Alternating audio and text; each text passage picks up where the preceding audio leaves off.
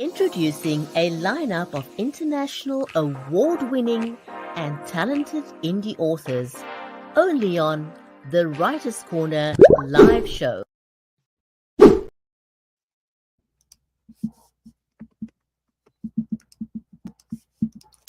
Welcome to the Writer's Corner live show, the weekly water cooler for authors and readers.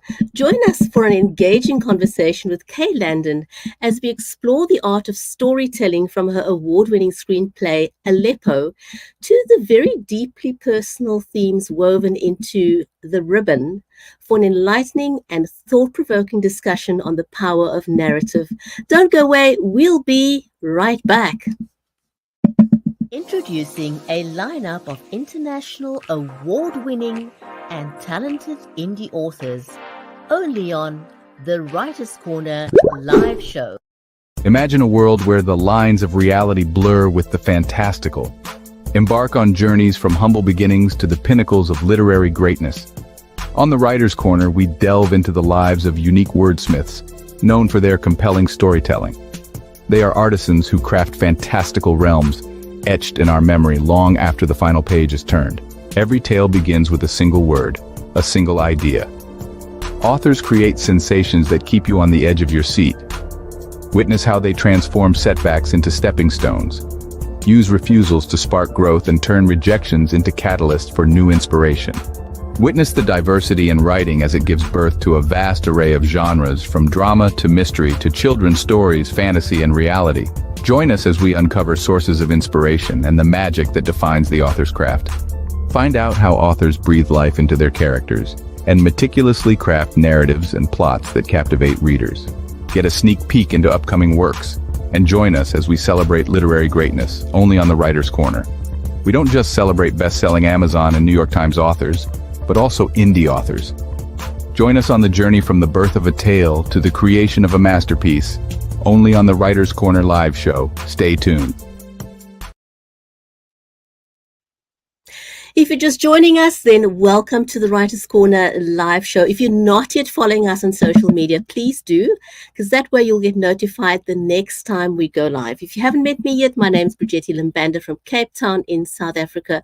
And on today's show, we're going to be talking to Kay Landon. Our live stream is made possible by Creative Edge, StreamYard, and BeLive Media, with immense gratitude to BSN, your all-in-one entertainment revolution, for making it possible for our show to be on Roku, Amazon Fire, Google TV, and very soon Apple TV. So do join BSN for a world of endless creativity. With that, a very warm welcome to all of you, our viewers and listeners. But before we introduce our amazing guest, Kay Landon, first let me say hello to my co-host and friend, Mary Elizabeth Jackson. Mary is a passionate author herself, a certified special needs and disabilities advocate, and she's committed to amplifying underrepresented voices. Mary is also a speaker, educator, ghostwriter, and songwriter from Nashville. Mary, how are you, my friend? I am wonderful. How are you today? I love all the red. It's very festive, and actually it's a great hat if you were here visiting me, because we're near Nashville. So you'd fit right in. But I'm super excited to be here today. We have a wonderful guest, and we do like to feature lots of different things in the writing world. And so this is part of it. You know, screenwriting, film writing is totally a part of the writing world and very important. Absolutely. I don't think we've had too many screenwriters, although we've had a couple of really great screenwriters. And so I know that we're very excited to have Kay on our show today, and we're very excited for her upcoming movie release, which is not out yet. So keep your eyes and ears peeled for that. Right. So if you haven't met Kay yet, Kay Landon is a very dynamic force in the screenwriting and literature. She's an acclaimed screenwriter, adept in drama, faith-based narratives, sci-fi, historical epics, biographies, fantasy, and psychological thrillers. So she is very, very deeply embedded in the film community, and her journey boasts numerous accolades, including festival awards for short films and the Best Screenplay honor at the 2020 Emerald Coast Festival for Aleppo, co-written with journalist Sarah Abed. With her first literature nearing complete feature film, which we talked about earlier, nearing completion, Kay's talents extend also to children's literature and film editing. With that, let's welcome Kay to the show, shall we? Yes.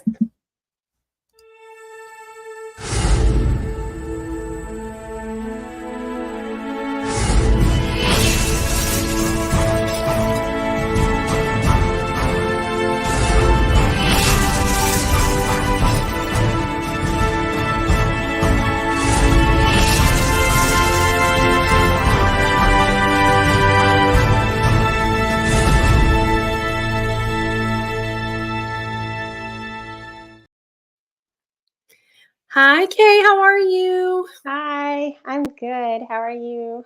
We're great. We're so excited to have you here today and for you to share your, well, you've got some exciting things going on, don't you? Thank you. Welcome to the show, Kay. And I'm going to jump right in because we've only got 30 minutes and they fly by so quickly. So I'm going to start off with asking you, how has your journey from writing Aleppo, a screenplay rooted in real-world events, to crafting a very deeply personal narrative with The Ribbon, influenced your approach in storytelling? I think no matter what story that I'm writing, it's really important to find what in that story is true for me and what in that story relates to my life. The first screenplay that I ever wrote was a sci-fi action thriller, and it was completely fiction. It was based on some things going on in the science world that were current events, but the story was completely fiction. And I was struggling with the screenplay until my screenwriting coach told me to go home and write the character biographies and to put myself in the position of the main character. And as I began to write and I began to relate to the feelings that this character had, because it was a genetic story of her being disposable in the society she lived in, and just being able to tap into where in my life did I relate to this character and had I felt these ways. And as I began to put myself in her place and become that character, I cried while writing this story because it became personal to me and it was based in truths that were real. And then I was able to get past the hurdles in the screenplay and actually get the screenplay finished. So that was a fiction story, which is just kind of part of that process. But with Aleppo and with The Ribbon, those were both actually really personal stories for real. I've actually written 3 scripts about Syria, but all 3 of them with co-writers, 2 of them with Sarah Abed and 1 with a local screenwriter here in town. But I also had friends in Syria. I also was in communication with people in Syria during the events of the war. And so it was a deeply, deeply personal experience to write their story, because my goal in writing these screenplays was to tell their perspectives and what they had been through and what I had kind of gone through with them. I was that friend there putting virtual arms around them and hugging with them while they were experiencing these things. And then with The Ribbon, being able to relate it to my own life, because the pain in my own life at the time was a source for my writing it. So I think no matter what story I'm writing, I I either have to write from a place of this being personal, or I have to find that connection to my own self. Wow, that just That's important. blows my mind almost, that, I mean, it's real life. And I think, with the war going on right now, it still makes it incredibly personal. Right. And I think it takes someone special to be able to really write about what you did. Right. Yes. And you really touch on, I think, something that's very important for anyone who wants to write, and that is to put yourself, go and write those things down, write down about the character and everything about them. And then sometimes you might see yourself in there that helps you kind of break through if you have a block going on. So thank you for sharing, I guess, your method with us, or what you were, how you were guided. The trailer for The Ribbon offers glimpses into complex family dynamics and themes of sacrifice and hope. How do you find inspiration from your own experiences, which you're kind of sharing with us already, and values to infuse authenticity and depth into the narratives that you create? The Ribbon was actually written while I was dealing with infertility, and it is a story about a couple dealing with infertility. Um, I was grieving as an older, not an older mother, but an older person getting older and unable to have a child. And one of my best friends in the industry was also going through those kinds of feelings, and we were making films together. And that was kind of the source for me coming up with the story of The Ribbon. Um, the characters are not based on me or anyone that I know.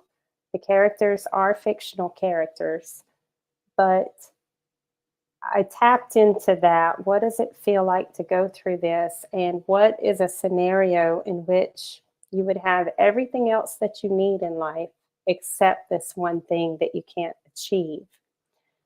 And then I turned around and I said, well, if I make a parallel story to go along with this, and I have another couple that's dealing with opposite issues from what this couple was dealing with, what would that look like? And so I tried to draw on the exact opposites. They have the one thing that this more privileged couple doesn't have, but they don't have anything else going for them.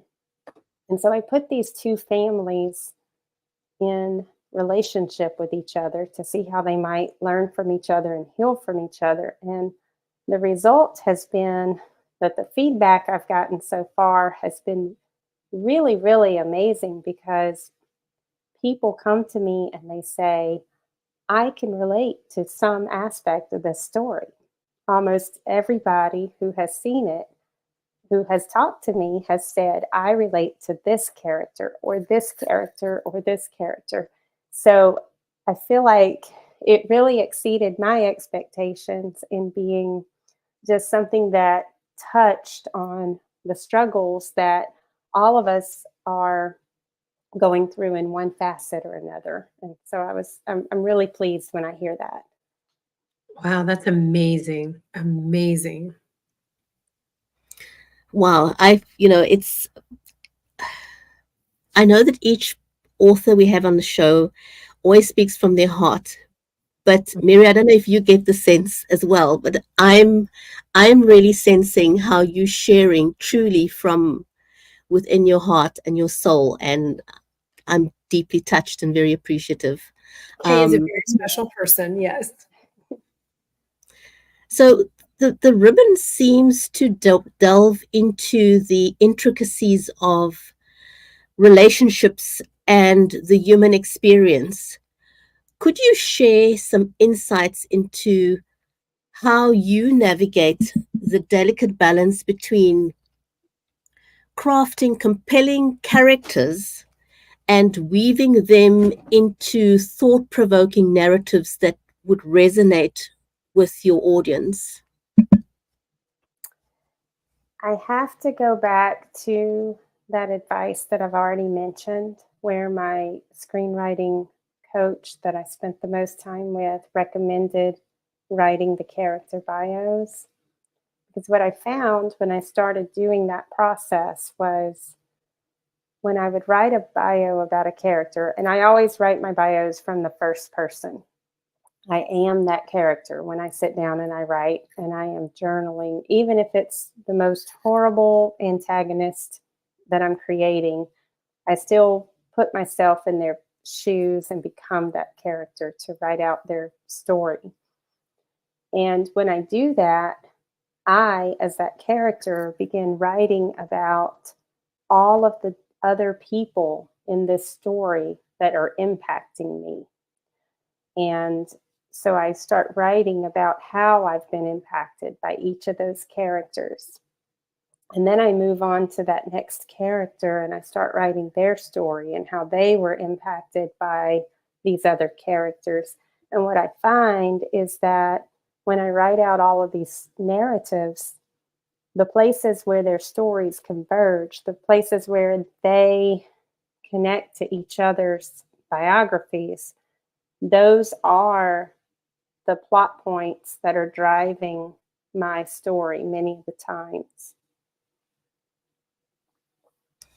Wow, Wow, that's that amazing. makes sense. Thank you. That's really beautiful. And it's great advice. Thank you for sharing this today for anyone who may want to write a film or a feature film or a script. They may not know how to even get started or just to write a book, and these are very valuable tools and techniques and information. In the ribbon, we see moments of vulnerability and resilience intertwined with the characters' journeys, which you've talked about. How do you approach the task of eliciting emotional depth while ensuring the story remains relatable and impactful to viewers? And maybe that's part of this process that you're talking about. It comes from there. But it is kind of a balancing act, isn't it, Kay? I think so. Eliciting emotional impact is just really trying to get down to what's real for these people. We have some universal truths that we all relate to. Everyone needs relationships. Not everyone needs to have a child, maybe not everyone has that drive, but everyone needs a family, whatever that family is. And so we had characters in this story who didn't have any relationship with their families of origin. And we had other characters whose relationships with their family of origin were not very positive. And all of that needed to be healed. And those are things that just everybody can relate on some level, because even if you have a great relationship with your family of origin, you've had some experiences where those relationships did not work so positively and needed some healing. Everybody has had that. And those are really deep emotional wounds. The ones that were in this story are really deep emotional wounds that you can't heal on the surface. They do take deep healing in order to get through those things. And in this case, also, they took a little bit of a faithful perspective to get through as well, because this is not a heavy faith-based film, but it does have those overtones, and it does show that there is healing in having faith in a higher power, in God, and allowing processes. There are conversations in the film about, was this meant to be? Are we being punished? Are we being protected? Are we not getting what we want because we weren't ready? Are we not getting what we want because we did something wrong? Or, all these questions that we go through when we're faced with these really deep challenges, and finding those answers that sometimes there's a bigger picture that we can't really see all the way through. And we just have to kind of release and allow the process to unfold and see what kind of healing does come out of this process when we release it and have faith through it. I resonate with so much of what you say there, because, when we're, and Mary, I'm sure you'll agree with me as well, when we're in the middle of something that challenges us, it's often very difficult to see the woods from the trees, and we don't always see what the growth is that can come out of that experience, or what it is that we're learning in the process. It's always a bit of hindsight, once the challenge has passed. So very great question there, Mary. Kay, your diverse portfolio includes genres ranging from drama to sci-fi to faith-based narratives, if we just talk about now. How do you adapt your storytelling techniques to suit each of these different genres while maintaining a cohesive and engaging narrative throughout your work? I think that takes a special skill. Thank you. I think each story that I tell has to be, it has to come from a place of truth within me.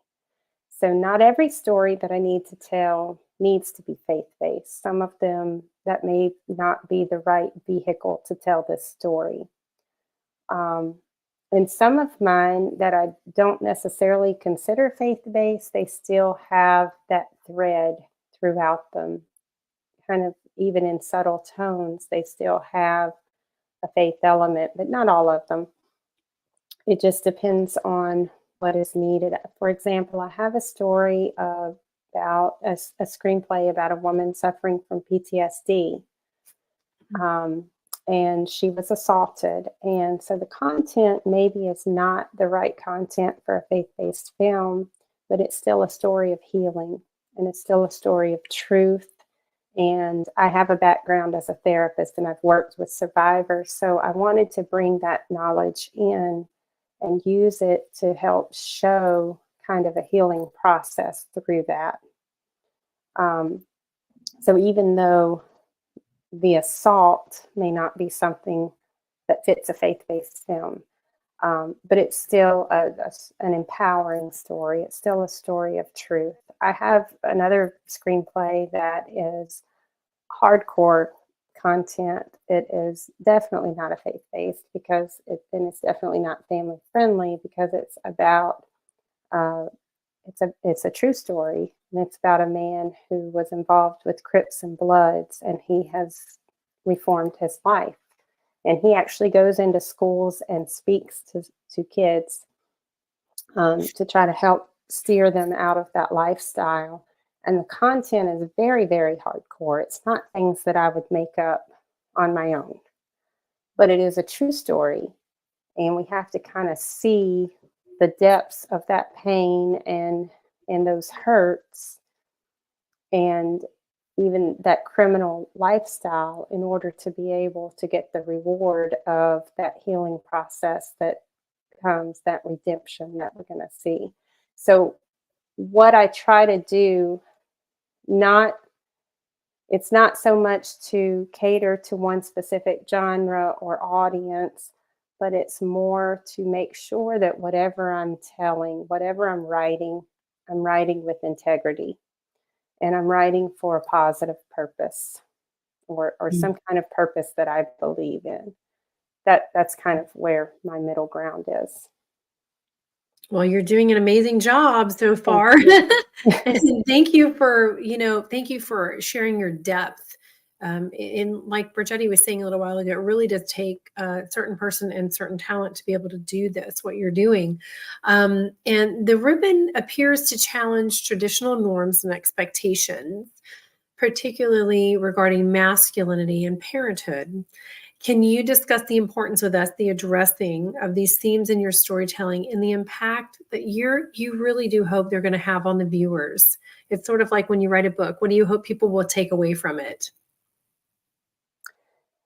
So with masculinity, it's interesting. We have two main characters in the film, and they are pretty much opposites. One of them is he is devoted to his wife, and one of them is completely shirking all responsibility to his family.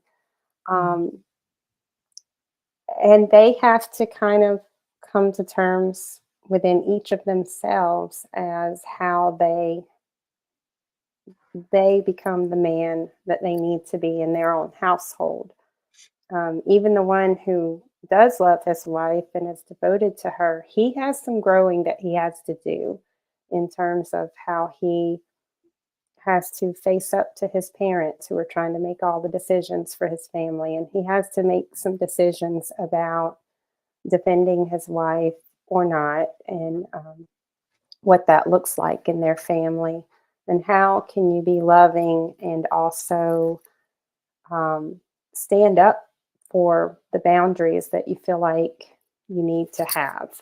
So I do think that men in our society have some challenges in trying to navigate what all these messages are about who they're supposed to be. I think we have a lot of confusing messages towards men and towards women, but particularly towards men. Is it okay to be sentimental and loving and protective? And what does it look like? And what are the boundaries? Important questions. Absolutely, and definitely ones that warrant looking at. You know, we can't go through life hoping that things would change.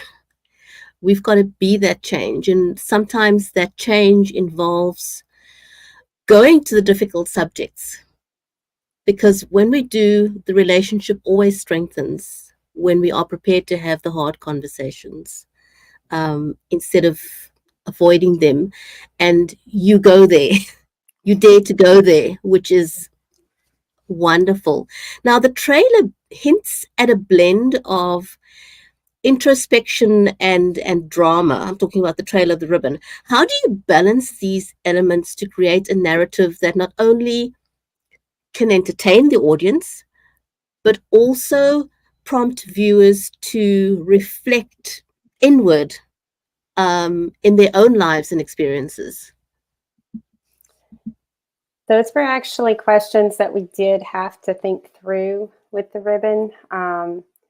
Some of the scenes that I wrote for dramatic impact, we had to kind of decide, do we need to go that far? Maybe we need to peel back on some of the action here to keep it within kind of a more of a drama. When I wrote the script, it started out, I don't know if maybe, I've never been a Hallmark writer for sure. So I knew it wasn't that.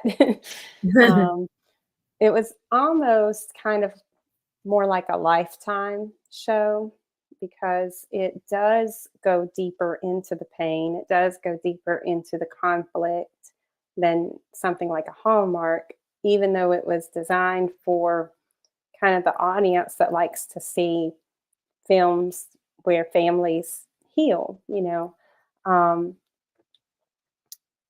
I think it's more of, it's definitely a drama. It's definitely a drama, but it does have some elements where people who have seen it have told me that they were very on edge and they were very tense and nervous about what the outcome of some of these conflicts was going to be. So it, you know, our lives are dramas, but we still have